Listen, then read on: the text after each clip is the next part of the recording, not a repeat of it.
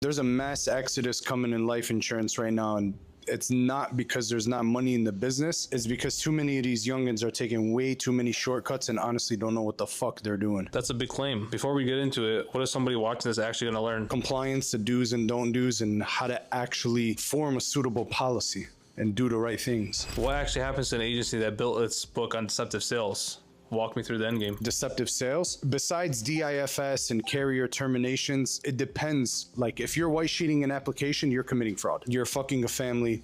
Karma's gonna catch up to you. But too many of those, bro, you're leaving a paper trail. And the type of deceptive practices that we've been seeing going on, like not actually physically seeing, but the industry knows. Like we're hearing about it. These fucking things called haramis. And if you're an unlicensed agent using a licensed agent's carrier portal and they're paying you, I mean, bro, look at the financial crimes, the paper trail. You're looking at money laundering, bank fraud, wire fraud, forgery, misrepresentation. The list fucking goes on. And these are concurrent crimes. And just to be clear, are you naming a specific company here? Is this like a confirmed announcement? There's never confirmation, but you hear and you see things, you know what I mean? Especially the bigger that you get in the industry, you have relationships, you have ties in certain networks, you start to see how things happen, or you have downlines that are leaving other places to go to other places that are saying what's happening.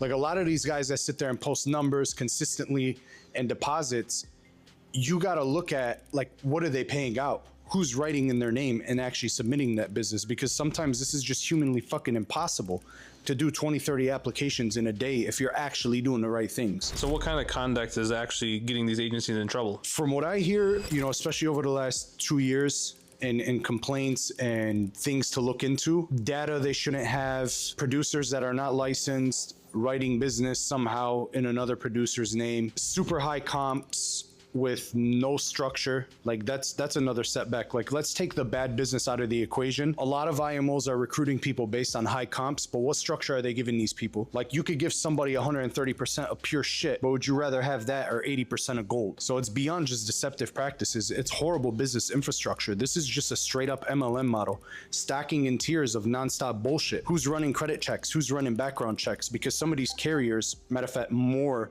than less, are letting bad apples slip through the cracks. Seen it happen way too many times. People have no systems in place, dude. So here's what I want to know. Who actually gets hurt by all this? The carrier, the agent? Man, that's a great question. Who gets hurt the most? To be real, the client. Mark Note a smoker and the client smokes and they die. Carrier's not paying out. Mark Note a diabetes or skip over a medication. Like some of these agents, especially young ones, they don't know better. They don't even know what a contestability period is, you know, and I don't know how long a contestability period really runs for, if it could exceed the 2-year mark, if the client has a lot of fucked up conditions and you just mark no to everything. So in the end, the client gets fucked. Producer got paid, client's family didn't get paid out. It's a fucked up model. When you don't have the right training and right structure, that's what happens, because it's not always ill intent, it's not always malice, it's just straight up ignorance. And beyond the fraud, what's structurally broken at these agencies? Why do even honest agents fail there? Exactly what I just said, where they don't have the right model in place. They just have a MLM stack, recruit, maybe some aged leads, maybe some final expense. Final expense is dying out. Like if your business is built off final expense, that's not scalable. That's a 30%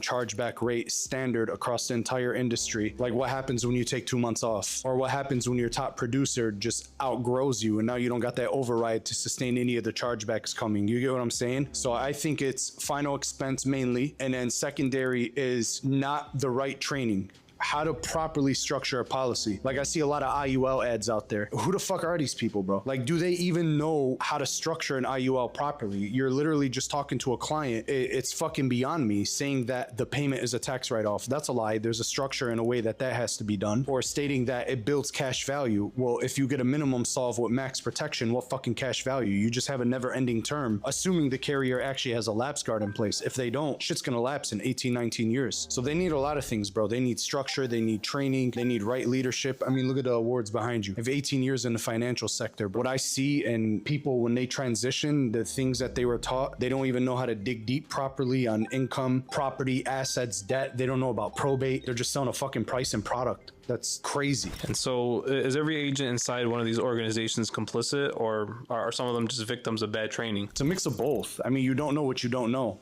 I mean, I'm not there to see it, but if I had to make a judgment call, it's definitely a mix of both. If you're new, if you're 18 years old or you're 19 years old, you don't have much financial experience. I mean, they don't teach you about finances in school, bro. They fucking make you a product to the system. So I think some of it is just straight up poor teachings and habits that they pick up on that they think is acceptable, and then they find out when it's too late. Obviously, there's got to be a culprit somewhere in there, so it's a mix of both. And you use the word salvageable. What does a salvageable agent actually look like to you? Somebody that's coachable, somebody that's accountable, that realize whatever is going on is bad, deceptive, or feels that maybe they're limited because they don't have the right training and structure in place. Just somebody that's open to growth and ready to work. I personally don't want people in my hierarchy if they're not willing to make this their priority.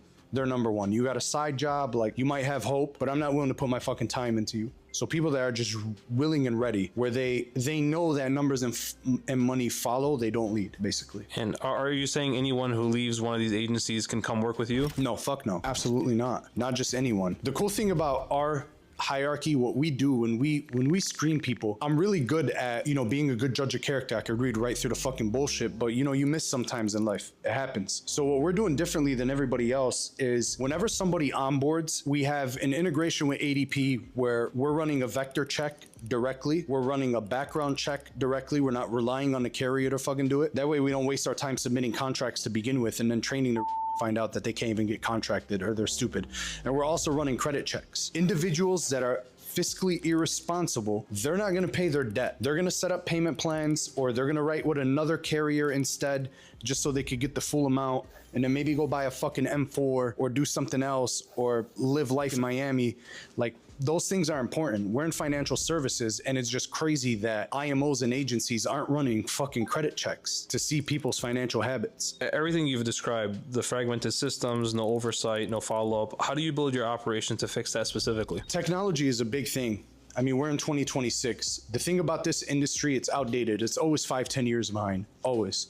You got a bunch of these little lead vendors and these vibe coders creating systems and marketing them like they're doing something special. Like anybody could go into Claude and just create something that's a fucking repository. It's not rocket science. Nobody's actually putting in the money, the dues, or the time to do it. What I've seen is a big problem, for example, is people that are building, when they mass recruit, that's cool. Like you need bodies and you get a spread on those bodies, it compounds. That's law of average, right? The problem is you don't know who's going to be a bad apple until you fuck around and find out after a month, 2 months, but that's time wasted. So one thing that other agencies are lacking is a full-blown automated training model, like a straight up blueprint.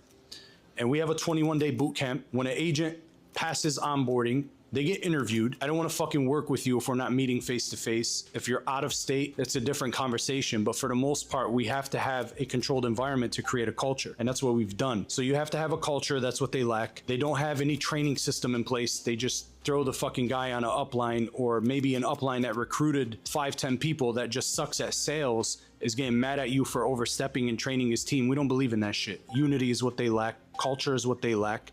Systems on automation is what they lack. And centralized repositories that can keep track of the business on autopilot is what they lack. They're never going to flourish without those. Say a qualified agent wants in, what are their options? Very simple. They go through the motions. We're going to run a vector check, we're going to run a credit check, and we're going to run a background check. And then from there, we really figure it out. Now, once they get onboarded, the cool thing about us is you got to understand when you have a unit, everybody fits in a different place. One person might not be good at IULs. They might be good at, mortgage protection or something. So whenever we onboard somebody, we put them through these personality and psychology questionnaires, these internal funnels that we've built to figure out down to a science what the best demographic is that they're going to work with. Whether it be Southern clients, Eastern, Upper, North, like New York, New Jersey, or West Coast.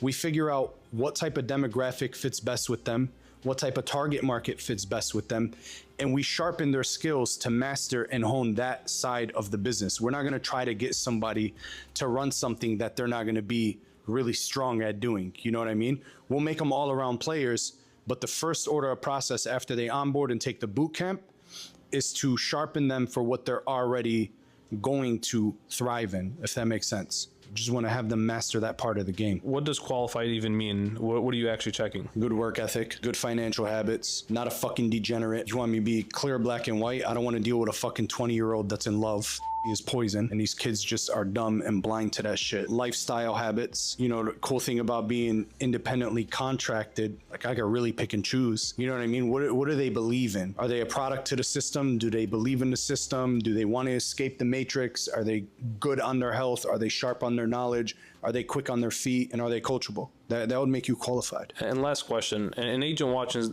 this right now, sitting inside one of these agencies, contract in hand, are you telling them to come work with you? Probably not. Definitely probably not. This is not a recruiting video by any means. This is just straight up for awareness. If you are in an agency that lacks structure and all you're seeing is production, a lot of chargebacks or bullshit going on, or agents writing another agent's names, unlicensed agents especially, like that's just crazy. I mean, bro, if you don't got a state or something and your teammate does, and you're like midway through the call and found out the fucking client moved, like it's not as hard as, you know, transfer it over, have them sign as an agent of record and work it out with the carrier, go buy your license, do a commission change, or call the client back tomorrow after collecting all demographics. There's compliant